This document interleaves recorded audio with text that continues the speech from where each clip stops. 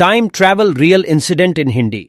आसान भाषा में कहा जाए तो समय यात्रा उसे कहते हैं जो कोई भी चीज या जीवित प्राणी भूतकाल या भविष्य काल में आता जाता है, उस यात्रा को समय यात्रा टाइम ट्रैवल कहा जाता है। और जो समय यात्रा करता है उसे समय यात्री यानी टाइम ट्रैवलर कहा जाता है।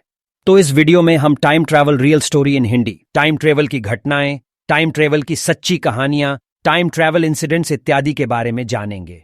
सर विक्टर गॉडर्ड की भविष्य की उड़ान सन 1935। यह घटना सन 1935 की है, जब विक्टर गोडार्ड अपने विमान से यात्रा के लिए निकले और स्कॉटलैंड से होते हुए अपनी शहर जा रहे थे।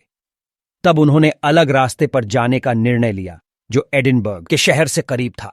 मगर कुछ समय बाद उसके आसपास का मौसम अचानक बिगड़ गया और उनका हवाई जहाज अनियंत्रित हो गया। कुछ ही समय बाद जब मौसम साफ हुआ तो विक्टर गोडार्ड ने देखा कि वह एक अलग ही एयरपोर्ट पे आ गए जो देखने में बहुत आधुनिक दिख रहा था। यह सब देखकर वह घबरा गए क्योंकि उनका तो एयरपोर्ट बंद पड़ रहा था और यह पूरा कार्यरत था। विक्टर गोडार्ड ने वहां और भी कुछ देखा, जैसे कि उनका खराब हुआ रनवे बिल्कुल नया था। वहां 4 पीले रंग के आधुनिक विमान मौजूद थे और मॉडर्न ब्लू ड्रेस में एयरपोर्ट के कर्मचारी दिख रहे थे। यह सब देखकर वह घबरा गए और उन्होंने अपना विमान इस जगह पर नहीं उतरा बल्कि वापस मोदराच लिया। और फिर वह उसके बारे में सोच ही रहे थे कि कुछ ही समय में उन्हें दोबारा तूफान का सामना करना पड़ा और एक बार फिर वह रास्ता भटक गए। मगर तूफान शांत होने के बाद वह किसी तरह अपने शहर पहुंचे। अपने शहर पहुंचने के बाद उन्होंने पूरी घटना बताई, पर उन पर किसी ने विश्वास नहीं किया। पर 4 साल बाद उस एयरपोर्ट का नया रनवे बनाया गया। इसके साथ एयरपोर्ट कर्मचारियों के यूनिफॉर्म का रंग नीला रखा था और वहां पीले रंग के एडवांस प्लेन भी बनाए थे। इसका मतलब कि सर विक्टर गॉडर्ड टाइम ट्रेवल करके समय में 4 साल आगे गए और उन्होंने भविष्य की नई दुनिया देखी। 2. 400 साल पुराने मकबरे में मिली स्विस घड़ी सन 2008। जब शोधकर्ता ने सन 2008 में 400 साल बाद दक्षिणी चीन के शांगसी में मिंग राजवंश से संबंधित एक अछूते चीनी मकबरे को खोला गया, तब कुछ धातु के साथ मिट्टी और चट्टान से घिरी एक अंगूठी के आकार की घड़ी मिली जिसमें 10:06 पर टाइम रुका हुआ था और उसके पीछे स्विस शब्द लिखा हुआ था, जिसका मतलब कि वह घड़ी स्विट्जरलैंड में बनाई गई थी। शोधकर्ता के लिए यह एक रहस्य बन गया है कि यह अंगूठी के आकार की घड़ी जो स्विट्जरलैंड में बनाई गई थी तो यहां कैसे पहुंची, क्योंकि 400 साल पहले स्विट्जरलैंड नाम की कोई जगह ही नहीं हुआ करती थी और 1780 के बाद तक कहीं भी रिंग के आकार की घड़ियों के लोकप्रिय होने का कोई रिकॉर्ड नहीं है, जो इस रहस्य को और गहरा करता है। इसलिए कुछ विचारवंत इस स्विस वॉच को टाइम ट्रेवल की घटनाएं से जोड़ डालते हैं। 3.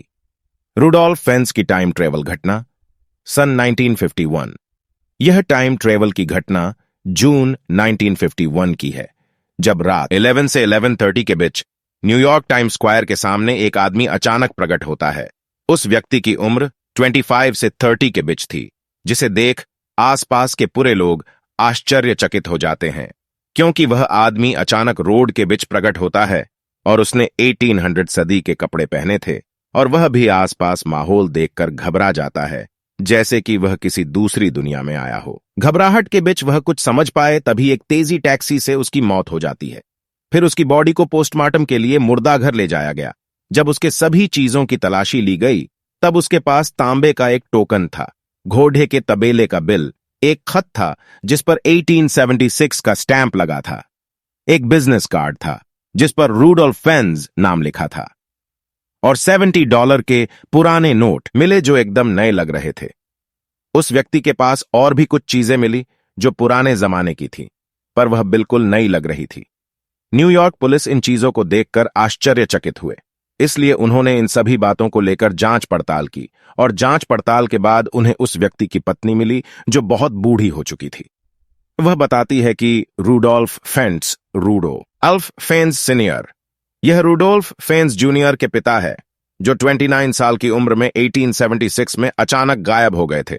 वह बताती है कि जब रुडोल्फ फेंस एक दिन शाम को वो सडेड डक पर घूमने गए, उसके बाद वह घर कभी वापस नहीं आए और ना ही उनको तब से किसी ने देखा और इसकी पुलिस में शिकायत भी दर्ज की थी।